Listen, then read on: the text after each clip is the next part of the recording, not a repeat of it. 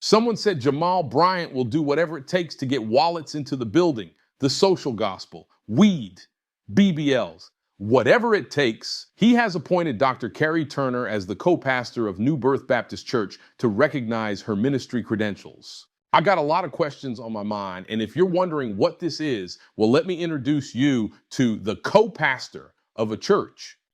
Dr. Carrie Turner and her BBL was introduced as an emerging pastor, because she's talented. And then she was given a youth pastor position, even though she don't have any children.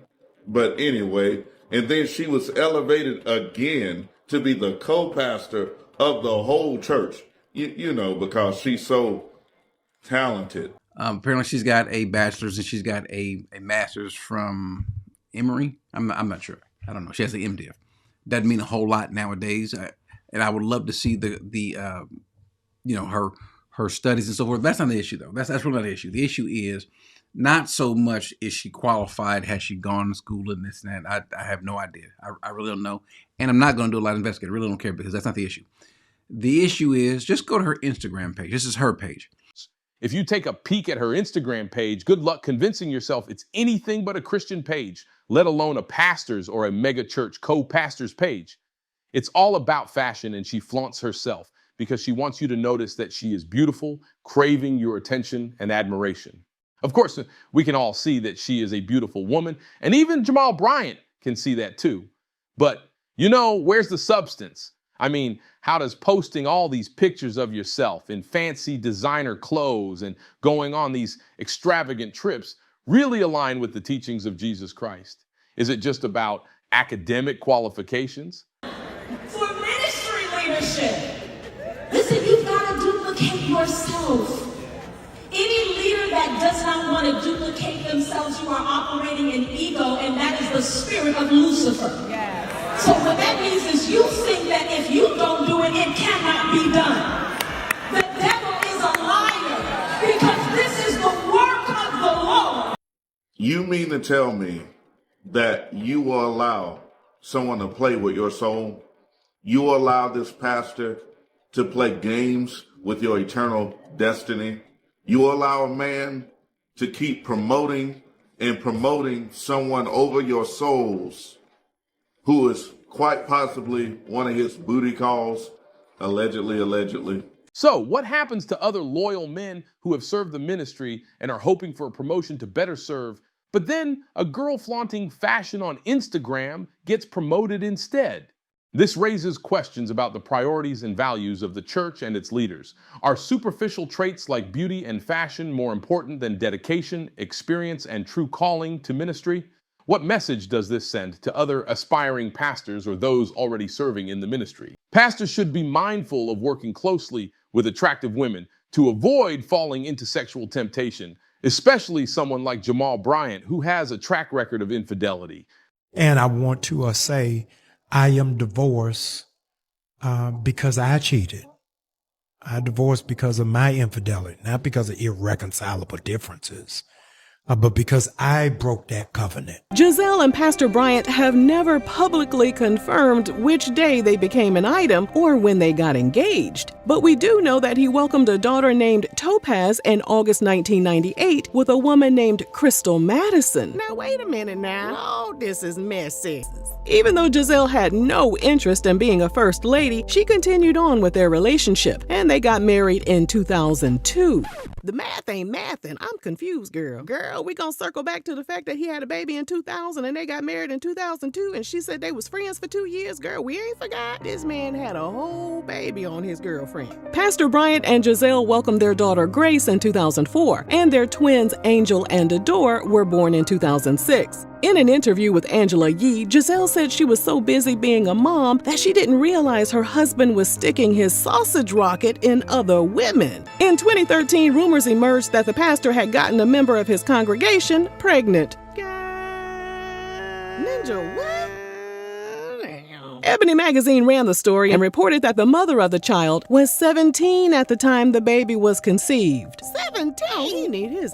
Pastor Bryant wrote an open letter to Ebony magazine expressing how disappointed he was in their article. Months later, the mother of his child filed a request for child support, and the pastor acknowledged they had a daughter together named Naomi. Ho, use a hoe. He made headlines again after a Los Angeles masseuse named LaToya Odom accused him of getting her pregnant. The pastor asked her to terminate the pregnancy, but she refused and gave birth to their son, John Karsten Bryant, in July 2015. Lord, how many children this man got? A paternity test later confirmed that the pastor was indeed a pappy, making him the father of 6 children by 4 women. Because I'm mindful that I'm not after Christians.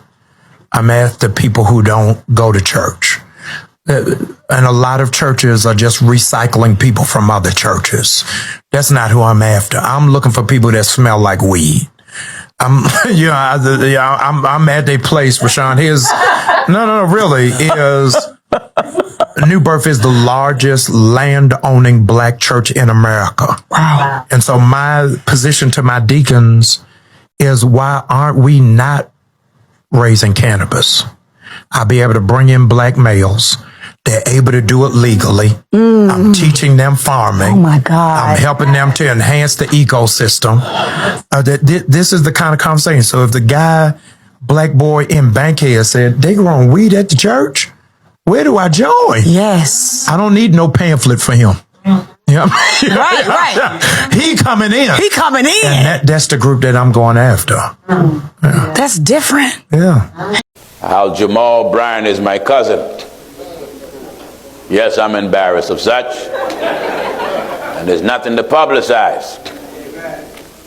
But they're writing me, Pastor Jennings, did you hear the latest news about your crazy cousin? Yes. Yes, I have. He got over social media publicly and is encouraging his false church to sell weed. And they are willing to buy land to grow cannabis. In other words, they're not letting no opportunity go by if they're going to bring money. This is what a false prophet does. A false prophet is an opportunist. The Bible speaks plain that love of money is the root or the source of all evil. And the Bible declared, while some have coveted after, that have erred from the faith or from the truth and have pierced themselves through with many sorrows. Is this a new baby mama in the making for Jamal Bryant? Because there's got to be an explanation for all the promotion she's getting.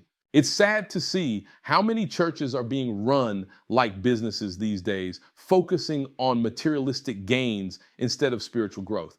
We should not be promoting people based on their looks or talents, but rather on their commitment to serving God and spreading His word. The role of a pastor is not just a title, it's a calling from God to shepherd and guide His people. Appointing someone as co-pastor should not be taken lightly. It is a big responsibility and requires much more than just having a pretty face or a large following on social media. It should be based on qualifications and spiritual maturity, not just popularity or outward appearance. It's important for us as believers to be discerning and question the intentions behind such appointments in the church. Are we elevating individuals because they have been anointed by God or because they fit a certain image we want to project? Are we more concerned with filling pews and collecting tithes than truly following in the footsteps of Jesus? Let us not forget that even Jesus himself chose humble, ordinary men as his disciples rather than the rich or talented. He placed importance on inner character and devotion to God over outward appearances. Let us strive to do the same in our churches and not get caught up in the world's definition of success. It's very important that church leaders carry themselves in a Christ-like manner in how we dress, in addition to our conversation, etc.